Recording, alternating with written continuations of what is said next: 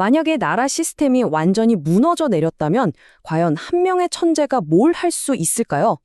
오늘은 바로 그 질문에 대한 답을 찾아 떠나볼까 합니다. 조선 최고의 개혁가 다산 정약용이 그린 정말 놀라운 청사진을 함께 펼쳐보시죠. 자, 어떻게 이 망가진 시스템을 고칠 수 있을까? 이 질문, 이게 약 200년 전에 한 남자의 인생 전체를 관통하는 뭐랄까 평생의 화두였습니다. 그리고 그가 내놓은 그 답이 말이죠. 오늘날 우리에게도 정말 생각할 거리를 많이 던져줍니다. 때는 18세기 후반 조선입니다. 겉으로 보기엔 찬란한 문화를 꽃피우던 시대였죠. 하지만 그 속을 들여다보면요. 끝도 없는 당파 싸움에다가 아주 뼛속까지 스며든 부패 때문에 나라 전체가 흔들리고 있었어요. 진짜 얹어쳐져도 이상하지 않을 그런 상황이었습니다. 바로 이런 정말 희망이 보이지 않던 혼란 속에서 시대를 너무 앞서간 한 명의 천재가 등장합니다. 여러분도 잘 아시는 이름일 거예요. 바로 다산 정약용입니다. 다산은요, 그 당시에 다들 하던 그런 뜬구름 잡는 이론 같은 거 말고요. 진짜 백성들 삶에 도움이 되는 학문, 바로 실학을 추구했던 인물입니다. 그의 이런 비범함이 당연히 당시의 개혁군주였던 종조의 눈에 딱 띈 거죠. 왕의 엄청난 신임을 받으면서 앞길이 탄탄대로인 것 같았습니다. 그런데 말이죠. 그를 아끼던 정조가 갑자기 세상을 떠나면서 그의 운명도 정말 한순간에 나락으로 떨어지고 맙니다. 1801년에 신유사화라는 거대한 정치 탄압의 폭풍이 휘몰아치거든요. 이 사건에 휘말려서 모든 걸 잃고 저 멀리 척박한 땅 강진으로 유배를 떠나게 됩니다.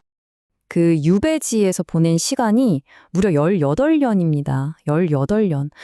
와, 진짜 누구라도 절망하고 무너질 수밖에 없는 그런 엄청나게 긴 시간이죠. 근데 여기서 정말 드라마 같은 반전이 일어납니다. 이 끔찍하게만 할 것 같았던 형벌이 역설적이게도 그의 삶을 완성시키는 계기가 되거든요. 그러니까 그의 추락은 사실상 위대한 시작이었다, 이렇게 볼 수 있는 거죠. 자, 그렇다면 이 끝이 보이지 않는 절망 속에서 그는 대체 어떻게 그런 위대한 사상을 꽃피울 수 있었을까요? 그의 고통이 어떻게 시대를 뛰어넘는 엄청난 지적 유산으로 바뀌었는지 지금부터 그 과정을 한번 따라가 보겠습니다. 유배 생활이 아이러니하게도 그에게는 가장 큰 선물이었습니다.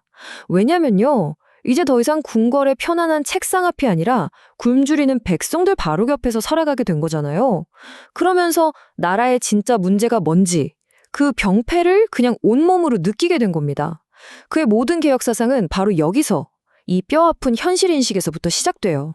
그는 여기서 무너지지 않고 붓을 들었습니다. 그 좁고 외딴 유배지의 방 안에서 말이죠. 분노와 고통, 그 모든 걸 학문으로 녹여내면서 머릿속에 흩어져 있던 생각들을 하나로 모아서 거대하고 체계적인 철학으로 다듬어내기 시작한 겁니다. 그 결과물이 바로 이 숫자입니다. 무려 500여 권. 계산해보면 18년 동안 하루에 평균 2편이 넘는 글을 쓴 셈이에요. 와, 정말 믿기지 않죠. 이건 그냥 책을 많이 썼다는 걸 넘어서 한 인간이 시련을 어떻게 이겨냈는지를 보여주는 위대한 증거라고 할 수 있습니다. 그의 그 수많은 저서를 딱 하나로 꿰뚫는 핵심 철학이 있어요. 바로 이겁니다. 국가는 오직 백성을 위해 존재한다. 백성이 행복하지 않으면 국가도 의미가 없다는 거죠. 야, 정말 시대를 초월한 민본 사상 아닙니까? 자, 그럼 다산이 직접 보고 느낀 그 문제들을 해결하기 위해서 어떤 해법들을 내놨는지 지금부터 그 구체적이고 아주 파격적인 청사진을 하나씩 들여다보겠습니다. 그의 개혁안 중에 가장 파격적인 걸 꼽으라면 단연 이 경제개혁 아닐 겁니다. 바로 여전제인데요. 쉽게 말해서 마을 공동농장 제도라고 생각하시면 됩니다. 이게 좀 복잡해 보일 수 있는데 핵심은 아주 간단해요. 첫째, 모든 땅을 일단 국가 소유로 만듭니다. 둘째, 마을 사람들이 다 같이 농사를 지어요. 그리고 셋째, 가장 중요한 거죠. 일한 만큼 공평하게 수확물을 나눠 갖는 겁니다. 와, 신분제가 뼈대였던 그 시절 조선에서 이런 생각을 했다는 게 정말 상상하기 힘든 그야말로 혁명적인 아이디어였죠.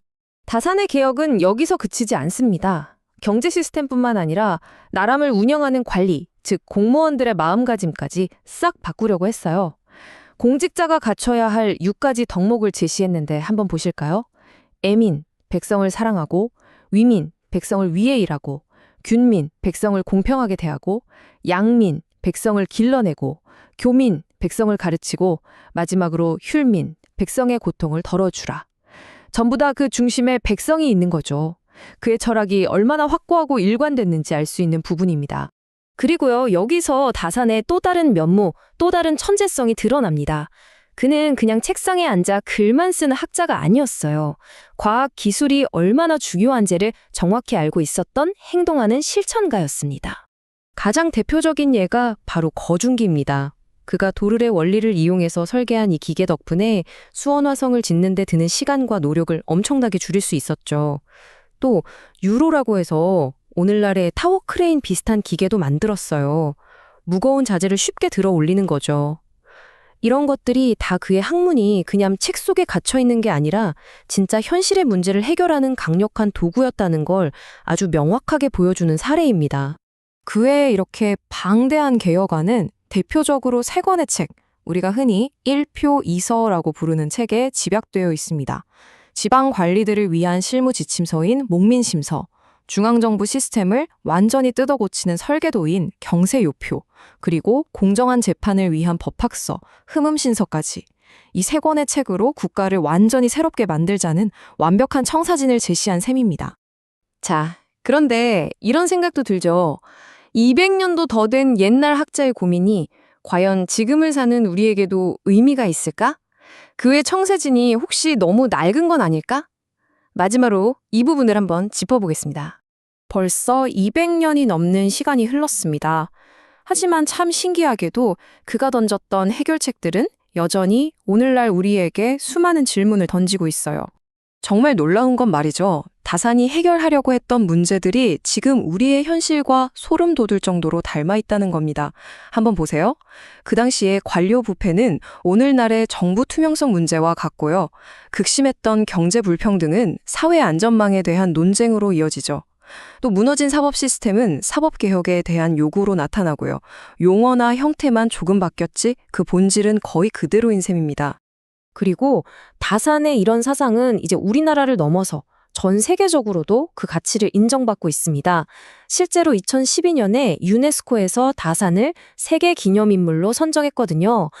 이게 뭘 의미하겠어요? 바로 그의 아이디어가 특정 시대나 국가에만 국한되는 게 아니라 인류 전체가 공감할 만한 보편적인 가치를 담고 있다는 걸 증명하는 거죠. 자, 이제 마지막으로 이 질문 하나를 여러분께 던지면서 마무리할까 합니다. 만약 다산 정약용이 지금 21세기 대한민국에 다시 살아 돌아온다면 과연 그의 날카로운 붓끝은 가장 먼저 어디를 향하게 될까요? 그 답을 고민해 보는 것, 그게 바로 오늘을 사는 우리 모두의 몫이 아닐까 싶습니다.